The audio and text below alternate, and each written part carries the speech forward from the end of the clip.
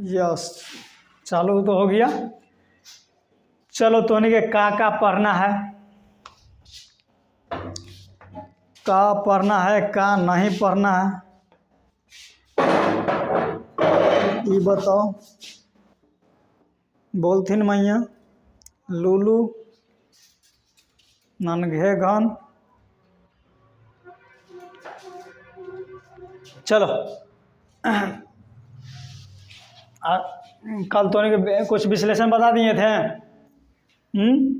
History के। आज पूरा आज शुरू से भी कर देते हैं और उसका रिकॉल भी कर देते हैं।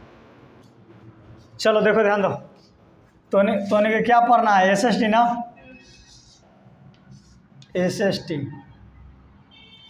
एसएसटी में क्या क्या पढ़ना है भैया? एसएसटी में हिस्ट्री, जियोग्राफी, पॉलिटी, इकोनॉमिक्स और एक और है डिजास्टर मैनेजमेंट। हिस्ट्री से तोहनी के यहाँ ध्यान दो, मैं यहाँ नौटंकी ना तुम्हारे का मुँह फुला था तोरे कही थे। हिस्ट्री से तोहनी के पूछेगा कितने नंबर? 20 नंबर। जियोग्राफी से कितने number? 20 number. Polity 17 number, economics 17 number और डिजास्टर मैनेजमेंट 6 नंबर। टोटल कितना हुआ? टोटल को अगर ऐड करेंगे तो कितना होगा? 80 नंबर। और 20 नंबर का क्या पढ़ना है? प्रैक्टिकल यानी प्रायोगिक, और ये बुक से पढ़ना है। देखो जियोग्राफी का ही थोड़ा सा भाग हो जाता है डिजास्टर मैनेजमेंट। इसमें पढ़ना है सुनामी, भूकंप, बाढ़, इन सबों के बारे में। तो आज हम लोग पहले किसको पढ़ेंगे बताएंगे? हिस्ट्री ना, पहला चैप्टर, पहला बुक चलेगा हिस्ट्री, उसके बाद जियोग्राफी लेके चलेंगे, तब पॉलिटी, इकोनॉमिक्स, तब डिजास्टर मैनेजमेंट।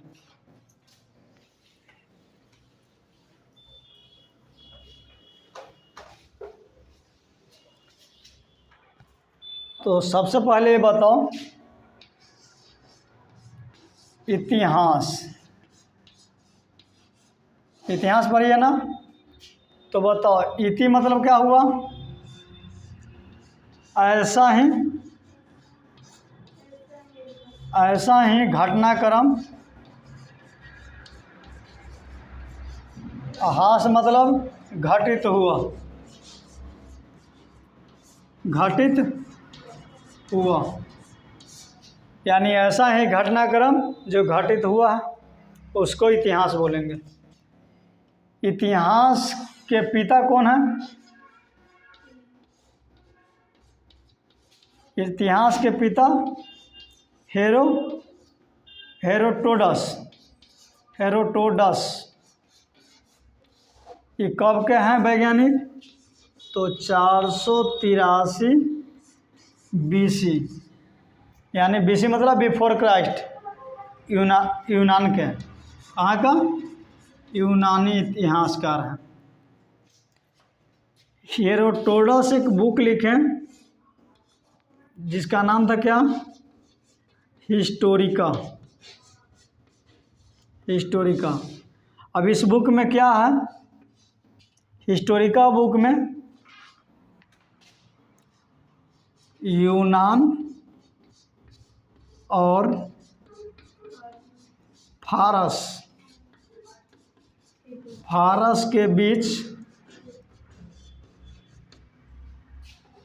बीच हुए युद्ध का क्रमबद्ध तरीका से सजाने का काम किए या समझाने का। तो कोई पूछेगा कि इतिहास किसे कहते हैं? यानी ऐसा ही घटनाक्रम जो घटित हुआ, या दूसरे शब्दों में बोलते हैं कि बीते हुए कालखंडों को इतिहास कहते हैं। इतिहास के बारे में एक जॉन्स महोदय, जॉन्स थे ना, एक जॉन्स महोदय क्या बताए थे कि इतिहास जीवन के अनुभव, जीवन के अनुभव को समझने की एक कला है। जॉन्स महोदय क्या बोले, इतिहास जीवन के अनुभव को समझने की एक कला है। इतिहास के पिता हेरोडोटस को कहा जाता है। और क्यों कहा जाता है, इतिहास के पिता क्यों कहा जाता है इनको, क्योंकि इन्होंने अपने हिस्टोरिका बुक में यूनान और फारस के बीच हुए युद्ध को क्रमबद्ध तरीका से क्या हुआ, सजाने का काम किए। कब का वैज्ञानिक इतिहासकार थे, 483 BC। कहाँ के वैज्ञानिक नहीं, इतिहासकार, यूनान। इसके बाद तुम लोगों को क्या बताए थे,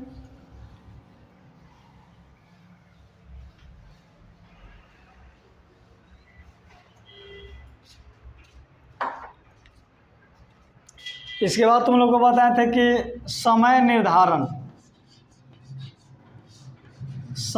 का निर्धारण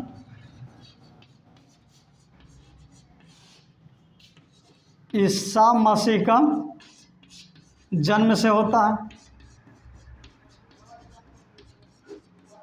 समय का निर्धारण ईसा मसीह के जन्म से, जैसे एक संख्या रेखा पा रहे थे और यहाँ क्या ले रखे .0 और यहाँ रख दिए हम क्या, ईसाई का जन्म, ईसा मसीह का जन्म। और इधर दे दिए 500, 1000, 15, 2000। इधर भी दे दिए 500, माइनस में नहीं रखेंगे, 1000 और 1500 और 2000। ईसा मसीह के जन्म के बाद को क्या बोलेंगे हम, ईस्वी हिंदी में। और ईसा मसीह के जन्म के पहले, इधर बाद हो गया, यहाँ पहले। और ईसा मसीह के जन्म के पहले क्या बोलेंगे, ईस्वी पूर्व। इंग्लिश में इसी को बोलते हैं क्या, BC। BC मतलब बिफोर क्राइस्ट। और यहाँ बोलेंगे AD, ईस्वी में AD। AD को इंग्लिश में क्या बोलेंगे, एना डोमिनी। अभी डोमिन मत कर दिया, डोम के है बात, ठीक। एना डोमिनी, BC बिफोर क्राइस्ट। एक और नाम इसी का है BC का, BCA, बिफोर कॉमन ईरा। और इसको बोलेंगे CA, सिर्फ कॉमन ईरा, कॉमन ईरा। समय का निर्धारण समझ में आया सबको, कल पिछले क्लास का ये रिवीजन है।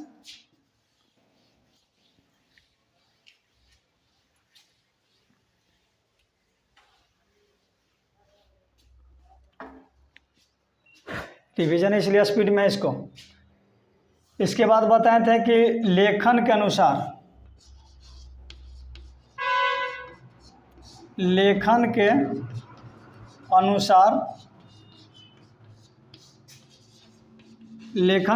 इतिहास को कितने भागों में बांटे थे, 3 भाग में बांटे थे। एक भाग को बोले थे प्रागैतिहासिक काल, प्रागैतिहासिक काल। दूसरे को बोले थे कि आध ऐतिहासिक काल, आध ऐतिहासिक काल। और तीसरे को बोले थे सिर्फ ऐतिहासिक काल, ऐतिहासिक काल। प्राग ऐतिहासिक काल, आध ऐतिहासिक काल, ऐतिहासिक काल। प्राग ऐतिहासिक काल में क्या होता, व्यक्ति को लिपि का ज्ञान भी नहीं था, लिपि मतलब समझती है ना, कल बताए थे कि हम जो ये सब लिख रहे हैं ये क्या लिख रहे हैं, देवनागरी लिपि में। देवनागरी लिपि जो हम लोग 1 2 3 4 ये ढंग से लिखते हैं, ये लिखते हैं अरबी लिपि में। अरबी लिपि। और पंजाब में क्या चलता है, गुरुमुखी लिपि। गुरुमुखी लिपि।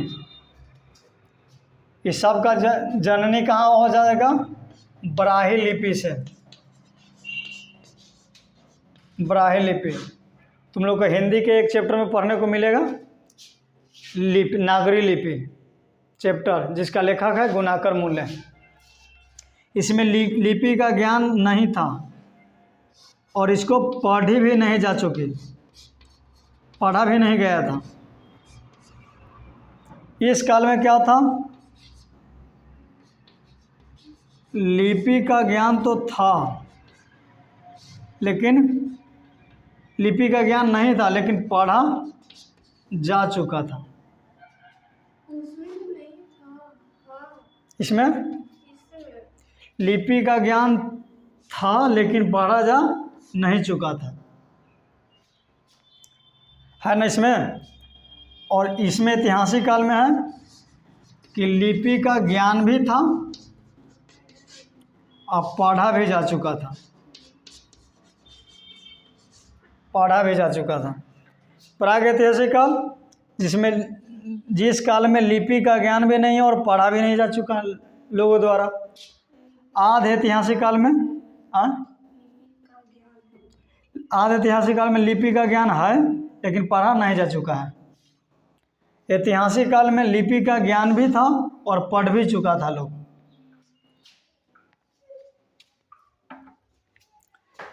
चलो अब इसको हटा दें।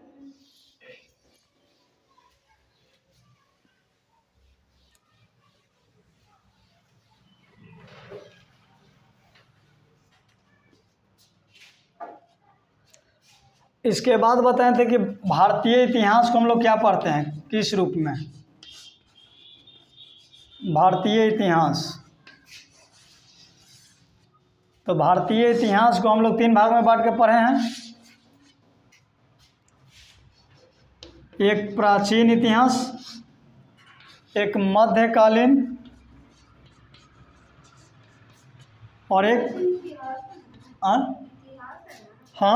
एक प्राचीन कालीन इतिहास, मध्यकालीन और आधुनिक इतिहास भी लिख दें। प्राचीन इतिहास, मध्यकालीन इतिहास और आधुनिक इतिहास, ठीक है। प्राचीन इतिहास का समय कब था, 600 BC से 712 AD तक। और मध्यकालीन इतिहास 712 AD से 1707 AD तक। और यह 1707 AD से 1947 तक बताएं इसको। इंग्लिश में इसको बोलेंगे एंशिएंट हिस्ट्री। Ancient history. मध्यकालीन को बोलेंगे मिडाइवल। Medieval history. और आधुनिक को बोलेंगे मॉडर्न। Modern history. लेकिन क्या तुम लोग को यही पढ़ना, इतना ही नहीं, तुम लोग को भारतीय इतिहास के साथ साथ विश्व इतिहास भी पढ़ना है। विश्व इतिहास। अब विश्व इतिहास क्या क्या पढ़ना है, बुक लाई हो सब।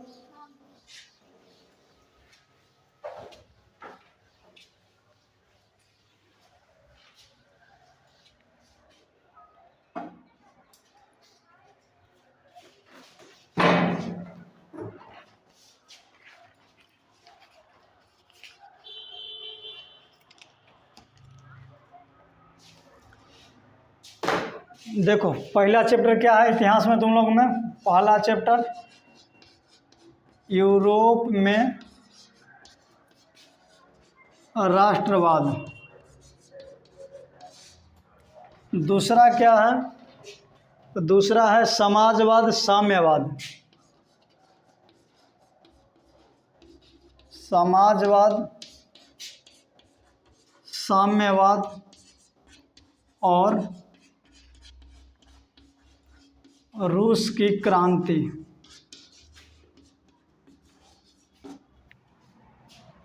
तीसरा क्या है, तो तीसरा है इंडो चाइना यानी हिंद चीन। हिंद चीन में उपनिवेशवाद।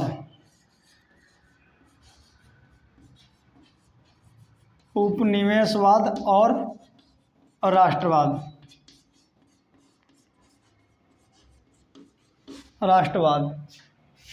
चौथा पढ़ना है भारत में राष्ट्रवाद।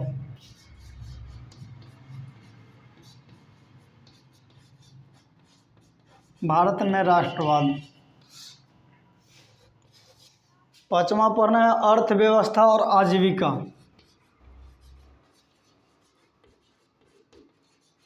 अर्थव्यवस्था और आजीविका। छठा चैप्टर दिया है क्या, शहरीकरण। शहरीकरण और शहरी जीवन।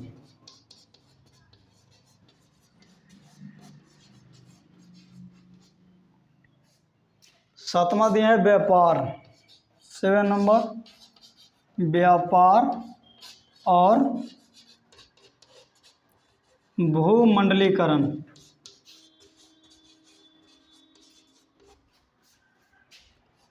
8 नंबर क्या दिया है, 8 नंबर दे दिया प्रेस, संस्कृति और राष्ट्रवाद।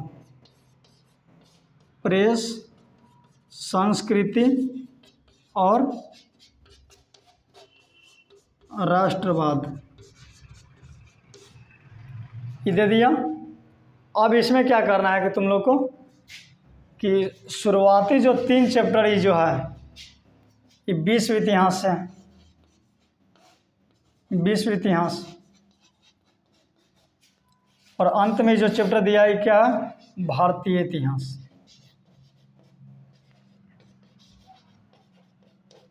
भारतीय इतिहास। तो आज हम लोग कौन सा चैप्टर चलेंगे, पहला यूरोप में राष्ट्रवाद।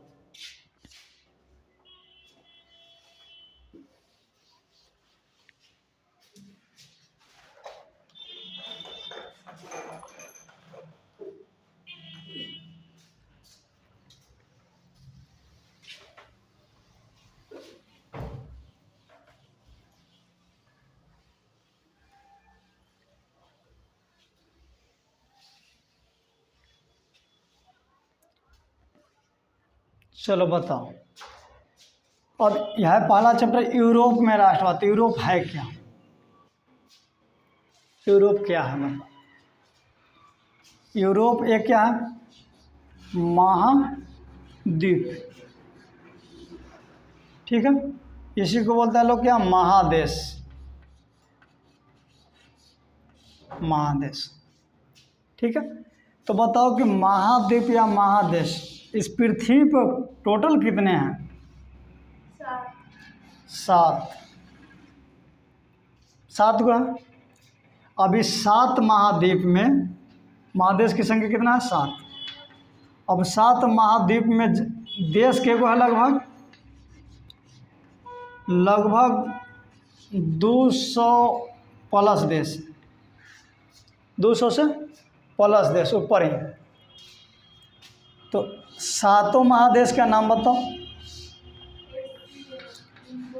एशिया महादेश, यूरोप, ऑस्ट्रेलिया, उत्तरी अमेरिका, दक्षिणी अमेरिका,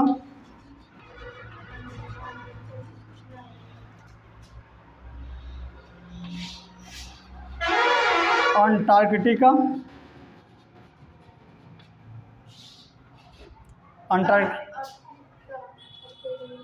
अंटार्कटिका एगो आर्कटिक है, नहीं वो महासागर है ना। अंटार्कटिक, हाँ एगो अफ्रीका।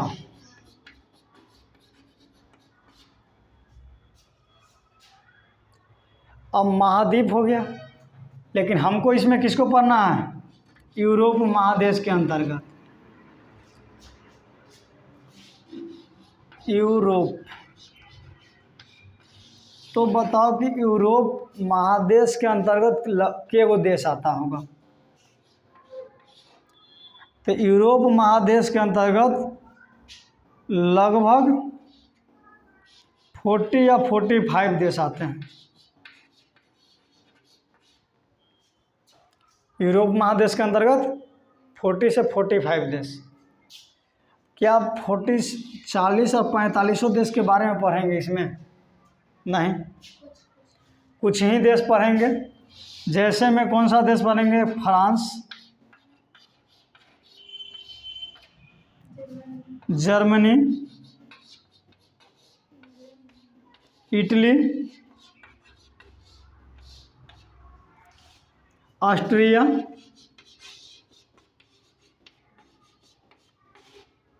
हंगरी, वियतनाम, ये सब पढ़ने वाले हैं। और है दो चार को, France, Germany, Italy, Austria, Hungary, Vietnam. यहाँ तक दिक्कत किसी को? शुरुआत में फिर आ जाए यूरोप में राष्ट्रवाद। यूरोप है क्या? एक महाद्वीप या महादेश है। पृथ्वी पर कुल कितने महादेश हैं? 7। कौन कौन? एशिया, यूरोप, अफ्रीका, ऑस्ट्रेलिया, उत्तरी अमेरिका, दक्षिणी अमेरिका और एक अंटार्कटिका। ठीक है, यूरोप हो गया। अब यूरोप के अंतर्गत कितने देश हैं? लगभग 40 से 45 देश। ये लगभग के साइन है। मैथ में इसी को पढ़ेगी तो इसको सर्वांगसम पढ़ेगी मैथ में, अगर जब मैथ पढ़ेगी तो ट्रायंगल चैप्टर में। तो हमको पढ़ना है फ्रांस, जर्मनी, इटली सब।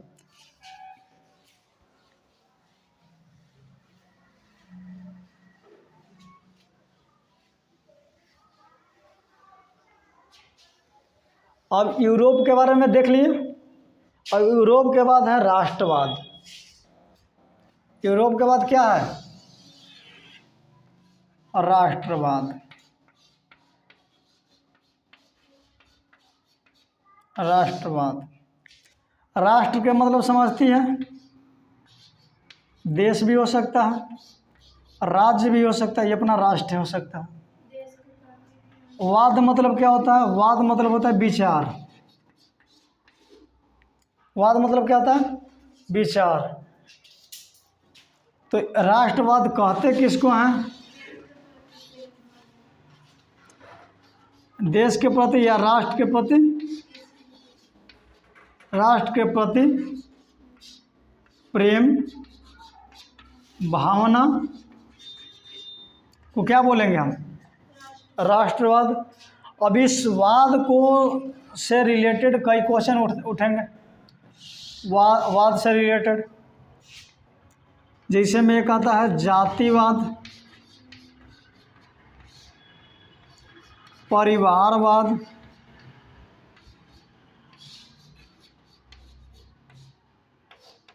क्षेत्रवाद,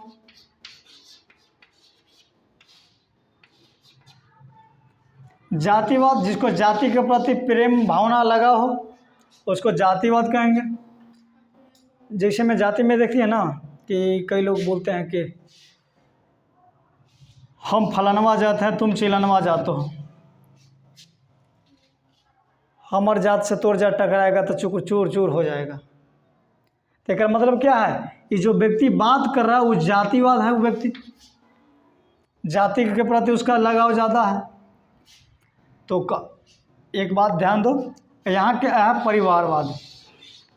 यहाँ क्या है, क्षेत्रवाद। क्षेत्र के प्रति जैसे मैं सपोर्टेड, कोई विक्रम के लड़का रहेगा और कोई पालीगंज के लड़का, इन दोनों में क्या हुआ, फाइट, लड़ाई। अभी दोनों में लड़ाई हो जाएगा। ऐजा को मान लो कि मोहना है, जो यहाँ सोहना है। सोहना कह रहा है कि आप विक्रम के एरिया में तोरा हम बता देबो, तो सोहना करेगा तो तू आओ ना पालीगंज के एरिया में हम तोरा बता देबो। यानी दोनों अपना अपना एरिया बोल रहा है, और एरिया का हिंदी होता है क्या, क्षेत्र। यानी अपने अपने एरिया में बोल, सब कह रहा फूंक रहा है, इसको बोलते हैं फूंकना। यानी ये अपना कह रहा है कि विक्रम, अब जब पालीगंज के लड़का से लड़ाई होगा तो विक्रम के लड़कन की बटोर लेगा, या कहेगा कि पालीगंज, अगर जो ना भी वोट रहे इसको लड़का को, तो कई लोग क्या बोलेंगे, पालीगंज वाला आके हमने विक्रम से जीत के चल जाए, विक्रम के से मार के चल जाए, मार के गांज दे दीजिए। पालीगंज में अगर जाके मार किया तो पालीगंज के लेकिन बोलेगा कि पालीगंज में आके विक्रम वाला रंगदार है, मार के पारू कर दीजिए। तो ये सब क्या है, क्षेत्रवाद है। परिवारवाद हो गया, क्षेत्रवाद, जातिवाद। अब देखो, एक व्यक्ति थे बहुत महान, सम्राट अशोक, ठीक है। यह 6 क्लास के बुक में बोले हैं। 6 क्लास के किसको, हिस्ट्री बुक में। आजकल कई लोग धर्म के बारे में भी जिक्र करता है, धर्म से रिलेटेड बोलता है ना, हम हिंदू हैं, तुम मुसलमान हो, हम हिंदू हो, तुम मुसलमान हो। तो उस विषय में अशोक जो है सम्राट अशोक, उस 6 क्लास के बुक के हिस्ट्री में आई थिंक 72 या 73वां पेज देखेगी सब, छठा के हिस्ट्री बुक के बता रहे हैं, 72वां या 73वां पेज में से करके देखेगी तो उसमें लिखे हैं, अशोक बोलते हैं कि अपने धर्म की बड़ाई करना और दूसरे के धर्म को निंदा करना, इससे नुकसान ज़्यादा दूसरे को धर्म को नहीं, अपने धर्म को है। कभी भी किसी का अपना धर्म नहीं सिखाता कि दूसरे के धर्म को नुकसान पहुंचाओ। तो तुम्हारा धर्म जब भी सुरक्षित रहेगा जब दूसरे के धर्म को तुम अपमान नहीं करोगे। अपमान क्या करना है, नहीं करना है। हर कोई को सम्मान के नज़र से देखना है। अपने धर्म की बड़ाई या दूसरे के धर्म को बुराई कर रहा है तो इसका मतलब ये है कि तुम्हारा अपना धर्म बरियार नहीं है। तुम्हारा अपना धर्म बरियार नहीं है तभी तो दूसरे धर्म को खराब कर रहे हो। और जिसका धर्म सिखा रहा है कि दूसरे के धर्म को निंदा करो, वो धर्म सही नहीं होता। तो इसलिए कभी भी हिंदू हो तो मुसलमान भाई को खराब मत मानो, और मुसलमान हो तो हिंदू को खराब मत मानो, समझे। सबको बराबर मानना है क्योंकि मानवता सबसे श्रेष्ठ है।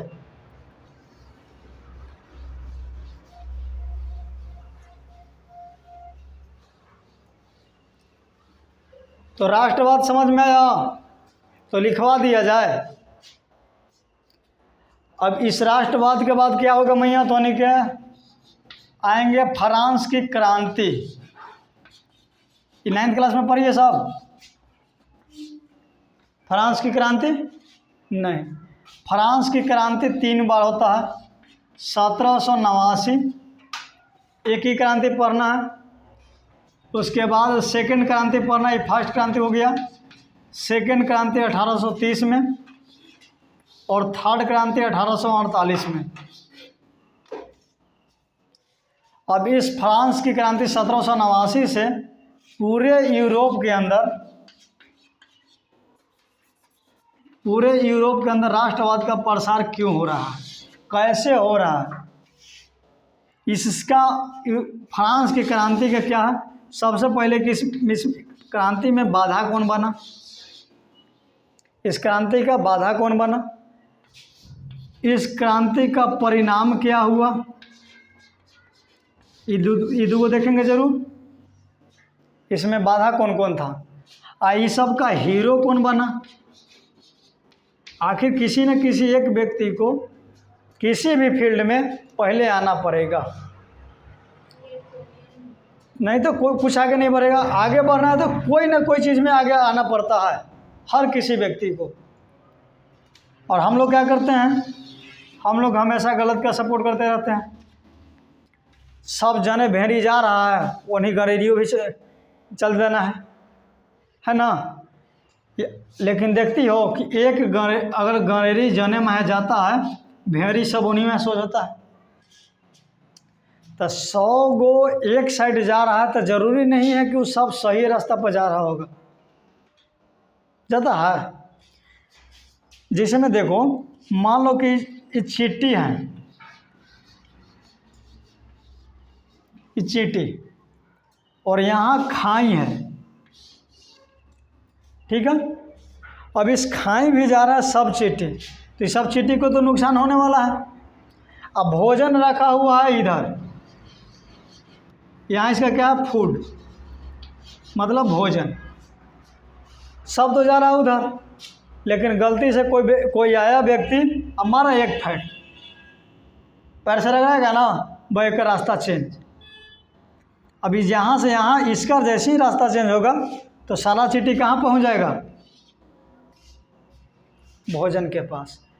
तो जीवन में सब जो चल रहा है जरूरी नहीं कि हम उसी रास्ता पे चले, सब सही रास्ता पे ही नहीं चलता, क्योंकि सब जो चलता है वही रास्ता पे जो रास्ता क्या होता है, आसान हो, इजी हो।